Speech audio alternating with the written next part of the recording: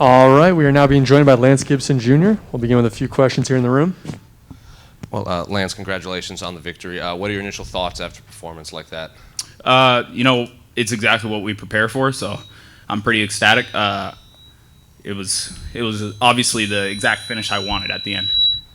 Now, I know did the first round at all catch you off guard in his game plan that he was trying to implement? Oh, no, not at all. We knew exactly what he was going to implement. He was a 3-time state champion wrestler from Arizona. I know from wrestling back when I was in high school and throughout my life, Arizona has some tough wrestlers. I knew he was going to bring it. He's a coach as well, so we knew he was going to bring it. We prepared every single bad case scenario. Me being on my back for 15 minutes straight. We trained for this. I was born for this since I was a young kid. I mean, I was doing those exact moves. So. And obviously, I think the first round, he was implementing his game plan. You came back and then put him away right after. Coming into that second round, did you get the sense that he was maybe retiring and you could take advantage after maybe he was putting so much energy out going into the second round? Maybe that was part of my game plan, actually, was to let him waste his energy because we knew he was going to come in heavy wrestling, and he wasted his energy. He was winded even in the first round. So once I got back up and I landed a couple of knees to the body, it sucked his wind out.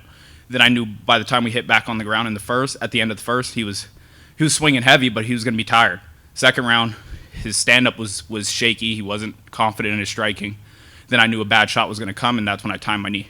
At media day, you said you had a couple friends coming in to watch this fight because obviously you spent some time in school here. Did you get to see them at all?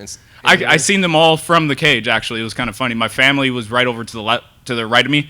I could hear them. Like I could hear my sister's voice. She's my blood. She loves me so much, so I could hear her right away.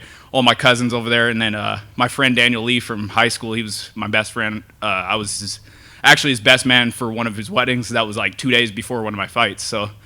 I went out, had to be his best man, obviously, but I had a fight coming up the next day, so I had to come and get mentally prepared for that. So it was kind of weird, but he's my blood brother for the rest of my life, so it was awesome to have him here. And I think I saw you walking around the old campus last night. You're checking out the downtown campus. What do you make of the new additions, all the buildings and everything? Oh, it's beautiful. The downtown campus is amazing.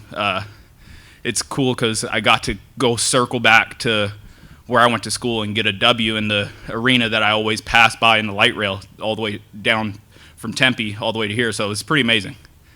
And that was one of the more like violent finishes I think that I've seen in a while, like with his arm trapped and stuff. Just kind of the optics of it. Yeah. Those unusual positions, is that something that like you've been in before, or is that something you kind of you do on the fly? Like how do you adjust and kind of know what to do in those spots? I was bred for.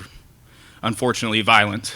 I was bred for mixed martial arts. I was bred for violence. So it's kind of it's second nature to me. I don't really even think about it. But when I can secure, it's old school actually from my dad. My dad back in the day fighting with no weight classes, 30-minute time limits. Old school pancration where you put guys in pretzels and then you beat them down from there. Would you like a ranked opponent next? I'd like to be ranked. I'd like to be ranked in the top 10. At the end of the day, I'm focused on me and what I need to do, but I do believe with that finish, I should be ranked in the top 10 for sure. And you snapped your 100% finish rate last time, but you told me during media day you said, well, that's over and I'm going to start a new streak, and you did that, right? Yeah, not every fight plan plays out exactly perfectly how you wanted it to.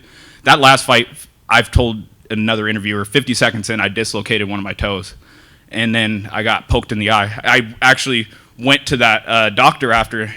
My toe was cranked right over, and he didn't know that it was that. He said it wasn't dislocated. I'm like, feels kind of weird. I can't really walk, but sure. And then I went and cornered my other teammate. She was shooting double legs on me, and I was like, I can't even move. This is weird. But anyways, I went through some trials and tribulations for that fight, and I still got the job done through the toughest of scenarios, and I proved that I'm durable and I can fight through the toughest fights, and I always can come back regardless.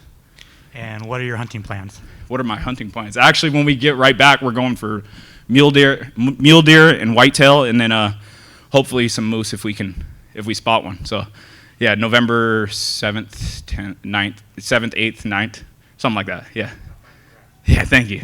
All right, thanks a lot for the time, Lance. Congrats on the win. Thank you. Thank you, guys.